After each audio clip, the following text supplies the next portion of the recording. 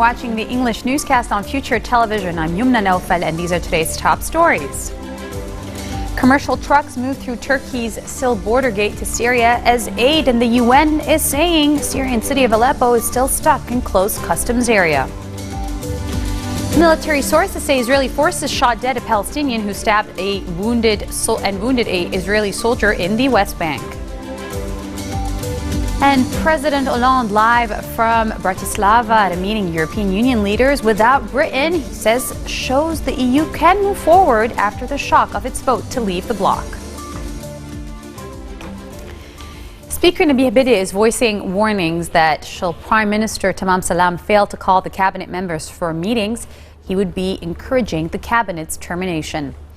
The speaker said to visitors visiting him that he would have preferred that Salam schedule the cabinet meeting before heading to New York, but Salam does not want to escalate things. Salam traveled to New York to participate in the United Nations General Assembly on September 19. Berri's visitors have quoted him as saying that he approves holding the cabinet meetings when the constitutional quorum is achieved as in accordance with the Constitution. He was referring to the latest cabinet meeting that convened in the presence of 2/3 of the ministers, which the Free Patriotic Movement described as unconstitutional and that does not conform with the National Pact.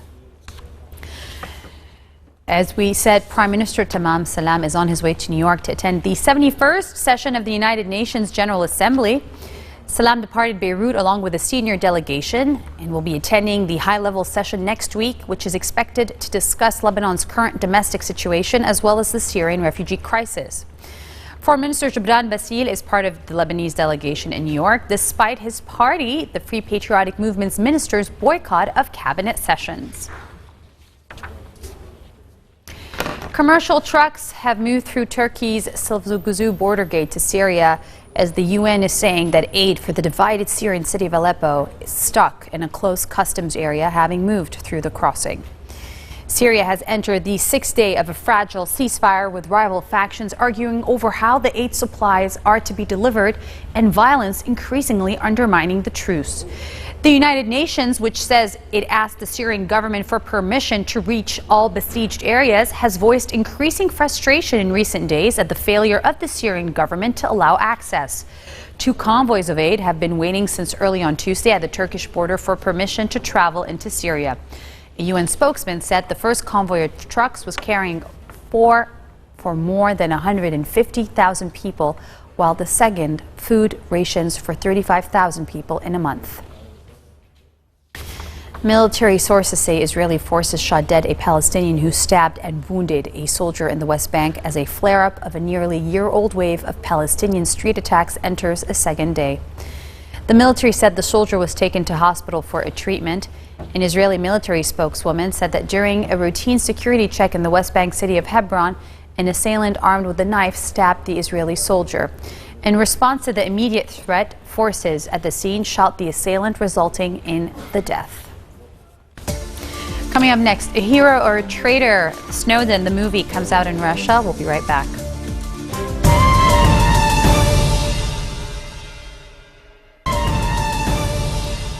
Welcome back. A meeting of European Union leaders in Bratislava, Slovakia, without their British counterpart shows that the EU could move forward after the shock of Britain's vote to leave the bloc. These are the words of French President François Hollande. German Chancellor Angela Merkel joined Hollande to give a statement after the summit in Bratislava, the first since Britain voted to leave the Union at a June referendum. Hollande said the summit had shown that the Union could move on after the British referendum result. But among pledges of cooperation to come up with a plan by the 60th anniversary of the Union's founding treaty in March, arguments over how to handle an influx of refugees rambled on. Hollande says that countries most impacted by the continuous arrival of asylum seekers would need more help, but reminded also that the EU had a duty to welcome refugees. And on the other side of the Atlantic, Republican presidential nominee Donald Trump says that if elected, he would seek to reverse President Barack Obama's moves to open relations with Cuba unless the leaders there allowed religious freedoms and freed political prisoners. Trump also called for disarming the bodyguards who protect his Democratic rival Hillary Clinton and mused about the consequences of such a move, saying, "Let's see what happens to her." On policy after policy, we're going to provide opportunity, prosperity, and security for all Americans. we're also going to stand with the Cuban people in their fight against communist oppression. No, we're on the right side. Great people. They're great people. The president's one-sided deal for Cuba and with Cuba benefits only the Castro regime. But all of the concessions that Barack Obama has granted the Castro regime were done through executive order, which means the next president can reverse them, and that I will do unless the Castro regime meets our demands. Not my demands, our demands. You know what the demands are. Those demands will include religious and political freedom for the Cuban people and the freeing of political prisoners. The freeing of political prisoners. Right? Is that right? Hey, look, November 8th, you go and vote, we're winning. I'll tell you what, if you vote, we're winning. There's no way they can beat us. There's no way she can beat us because her people have no enthusiasm whatsoever. They're not going to turn out. They don't have the enthusiasm. Who could possibly have enthusiasm? What are you getting? But the racist word, it's the oldest play in the Democratic playbook, and Americans have had enough of it, okay? We get it. We get it. I'll tell you what, I told you, I just left Little Haiti. The love is unbelievable. It's unbelievable. There's no racist, there's no nothing. It's love. They want solutions. They want better lives, not more petty attacks from failed and totally discredited politicians like crooked Hillary Clinton. I think what we should do is she goes around with armed bodyguards like you have never seen before. I think that her bodyguards should drop all weapons. They should disarm. Right? I think they should disarm immediately. What do you think? Yes? Yes. Yeah. Take their guns away. She doesn't want guns. Let's see what happens to her. Take their guns away. Okay? It'll be very dangerous. God bless you, everybody. Go out November 8th. Go out and vote. Thank you very much. Thank you. Late night talk show host Jimmy Fallon joked with Democratic presidential nominee Hillary Clinton about her bout with pneumonia as she appeared on NBC's The Tonight Show. Welcoming Clinton to the show, Fallon put on a surgical mask and rubbed his hands with sanitizer as he poked fun at her recent infection. This is, of course, after video surfaced on September 11th of Clinton nearly collapsing at the memorial in New York. Her campaign leader said she had a non-contagious bacterial from pneumonia. Keep it warm. Tonight show, welcome to Hillary Clinton. When we rock these mics, we get busy. Come and have a good time with Hillary. Make you snap your fingers and tingle. Just shake the thing and just tingle. Work that party, that party. Welcome. Welcome. Oh, thank you so much. It is great to have you here. Let's talk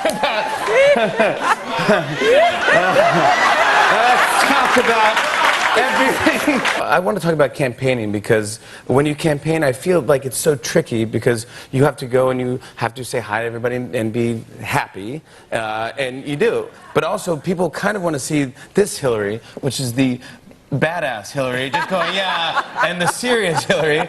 And so you have to laugh, but you also, people want to see this. They want to see someone who's going to protect us and be strong and tough, right. Which is, you have that reputation. It's especially tricky for women. Yeah. It just is, because, you know, there's a lot of serious things. The other night I was on a show and being asked about ISIS and Iran, and I was serious. These are important issues that the country needs to talk about. And the Republicans were saying, oh, she looks so serious. Well, you don't talk about ISIS with a big grin on your face. They're a barbaric, evil group that we have to defeat and wipe out. But it is a constant balancing act. You know, how do you kind of keep the energy and the positive spirit while taking seriously what you need to? Is this campaign? I've never seen it. The new movie Snowden is now showing in Russia a day ahead of the U.S. premiere. A hero or a traitor? A U.S. patriot or an enemy of the state? Viewers will have to decide for themselves. The movie tells the story of Edward Snowden, a former U.S. National Security Agency's intelligence contractor turned whistleblower, one of America's most wanted men. The movie was shot by U.S. director Oliver Stone, known for controversial versions of key moments in American history and raising questions about U.S. government accountability. This film is based on 2 books about Edward Snowden, written by The Guardian journalist Luke Harding and Snowden's Russian lawyer Anatoly Kucherena, and focuses on mass surveillance programs used by the U.S. and British governments. Having leaked thousands of classified files in 2013, Snowden sought refuge in Russia after he was stripped of his American passport while traveling from Hong Kong to Moscow. And celebrities Michael Douglas, Leonardo DiCaprio, and Stevie Wonder used their star power to shine a light on International Day of Peace at the United Nations. Douglas hosted the event that was attended by UN Secretary General Ban Ki-moon and 800 students inside the General Assembly Hall and others who participated by video. Before DiCaprio spoke, a trailer for his new documentary Before the Flood was played. The film focuses on climate change, which is the actor's focus as a messenger of peace. The International Day of Peace is observed on September 21st of every year. And after 6 years in the making, Central America's largest hydroelectric project went online in Costa Rica, with the complete capacity of the massive site expected to power hundreds of thousands of homes with clean energy. The Reventazón plant is located in the Siquirres region and, according to officials, is one of the largest public infrastructure projects in Central America.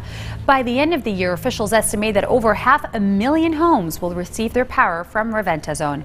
The project cost $1.4 billion to finance, and powering the hydroelectric plant is a 130-meter-high dam that handles some 118 million cubic meters. Costa Rica has gained international praise recently with its switch to renewable energy. According to a report released earlier this year, the nation ran entirely on renewable energy for 285 days last year, avoiding any fossil fuels. Keeping high hopes for Lebanon someday. And on that note, we end our bulletin and a reminder of our headlines. Now, commercial trucks move through Turkey's border gate to Syria as the UN warns that aid for the city of Aleppo is stuck in closed customs. Military sources say an Israeli forces shot dead a Palestinian who had earlier stabbed and wounded an Israeli soldier in the West Bank. And President Hollande speaking from Bratislava, saying that the European Union leaders are without Britain, yet showing that the EU could move forward after the shock of its vote to leave the bloc. Those are your Saturday headlines live on Future Television. I'm Yumna Nofal, closing off. Have a good weekend.